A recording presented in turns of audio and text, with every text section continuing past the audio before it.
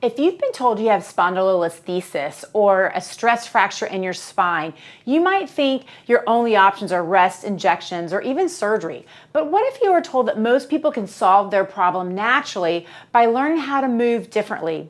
Today I'm going to show you what is really going on with your spine, why the pain develops, and what you can start doing today to feel better. So what is a spondylolisthesis? I'm going to actually draw it out. So when you have your bones, you have these discs, and they should be stacked. But you'll find one that is kind of out of place. So this would be the back side, and this would be the front of the spine.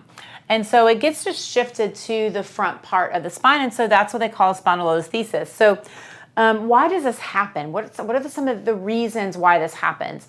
Well, when we've seen it in our office, we'll see a couple of things. One is you basically are moving in one location. And so when we go and we see people and they're moving and they're extending back, they literally have like one spot in their spine. And this is the one spot that they're actually moving on. They're not moving anywhere else above it. They're not moving below it. They just have one fulcrum that they're moving on. And so if you can think of, and you happen to be moving into extension and it's only in one area, you're going to push those the vertebrae in that one area a little bit more forward. We see this all the time. And so when we see someone like that, we're like, yeah, this is common. I'm sure you're tight above. So what happens is you're going to be tight up here, and you're going to be tight down here, and even into, like, let's just say these are the hips and through here. I'm a great drawer, by the way. and your hips can be tight where they actually can't move, and so you're literally moving in one area. So that's a common thing that we see. Another common one is when people have stress fractures. If they've had a fracture or stress fracture in their lumbar spine, I pretty much can tell you, we had someone that came to an event and she said this, and we actually have videos, not videos, but pictures of things at the event of like people's spines that have come in here that they've given to us, and we've used them as examples. And so I literally went back and I said, this is what your spine looks like. And she goes, oh my God, how'd you know? And I'm like, because it's very common. When you have a stress fracture, you're just moving in one area, and we've got to get you moving above and below those areas because you're stressing that one area, because all the movement in the spine is happening in that one area. So very, very common with stress fractures. We'll see it with athletes, gymnasts. We'll see it with volleyball players because they're doing a lot of extension type activities, and so we'll see some of those activities. And then people that just have had compensation patterns and they're getting super stiff, and again, they're only moving in one area. So those are the common things that we see when someone has a spondylolisthesis, but we can totally fix it. We literally had a cyclist, and he came up here, showed us her imaging, and he said, how can you fix this? And the imaging looked just like this. I mean, but on an x-ray version of it. And it said, absolutely, we can totally fix this. I go, here's the problem. I bet we are not moving above this area. I bet we're not moving below this area. We've got to get everything moving in uniform so that we can get everything moving so that you're not having that one section as that fulcrum. And so it's very, very common. We had an athlete that was a gymnast, and she was getting repeated stress fractures in one location. Her mom's like, well, I think she just needs more training. And I go, probably not. I bet there's got to be a reason why. And sure enough, we went and saw her do like a back bend, and she had one area that literally she was moving in the most of it. And so when you move in that one area, you literally are like, you're just stressing that one area, which is why she was getting so many stress fractures. But we again opened up above it, we opened up below it, we opened up into her hip, and literally had like she was able to do a back bend for the first time pain-free in like 4 or 5 years. So these are things that we see all the time in our office. So what can you do about it? Well, when we do our evaluation, we kind of see how everything moves. And we always say you've got to do mobility before stability. And so the big piece that is missing is looking at the mobility. And so if you have that fulcrum in one area, we've got to open things up above it, and we've got to open things up below it. And this is where a towel roll comes into play.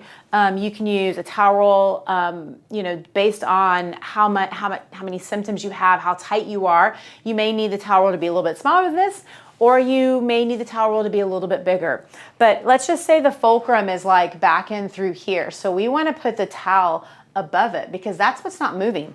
So if I go in and I lie down, we're going to lie down over the towel and open up and just kind of hang out here and stretch everything. You should feel like, oh my God, I'm feeling a massive stretch.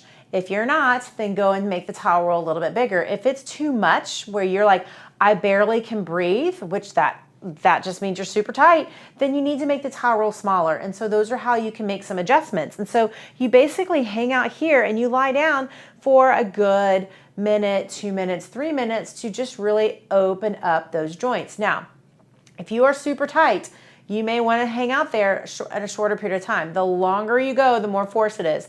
And if you're super tight and you've been on there for, let's say, 3 minutes, you may be like, oh my God, I barely can move. I can't get up. It's going to be super stiff.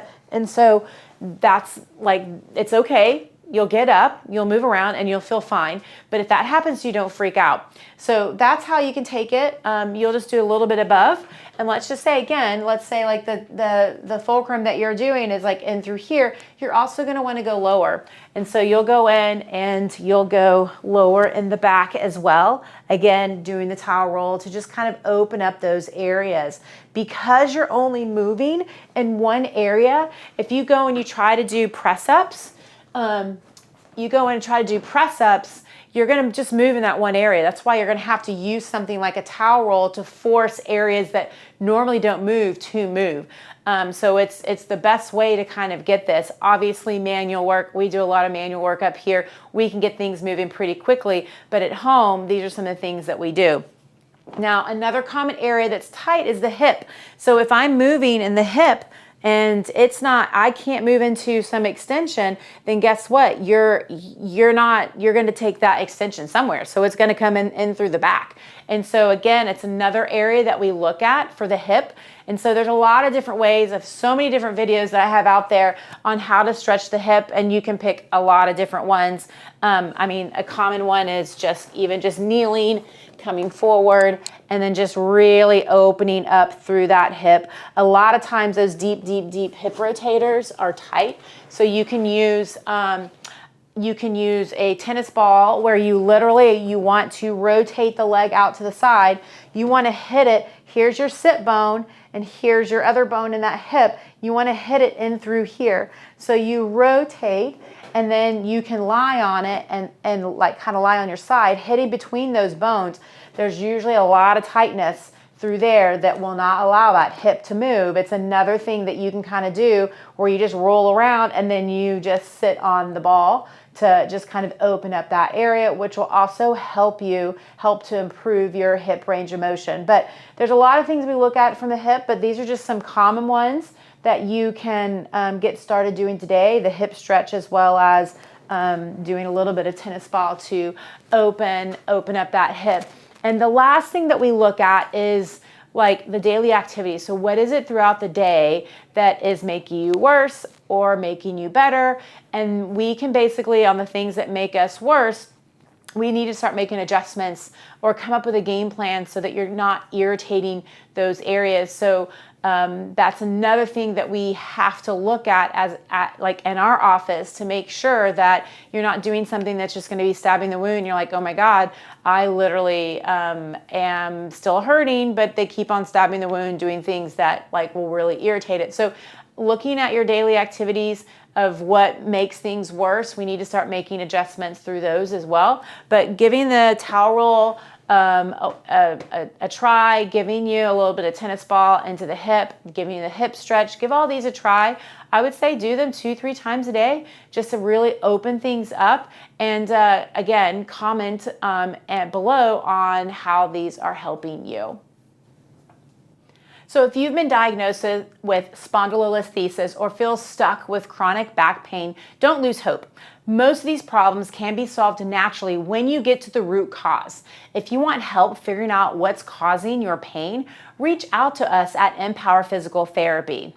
Book a discovery visit today. The links are in the description below for that. Or check out my next video on why most back pain treatments don't work to learn more about solving pain from the source.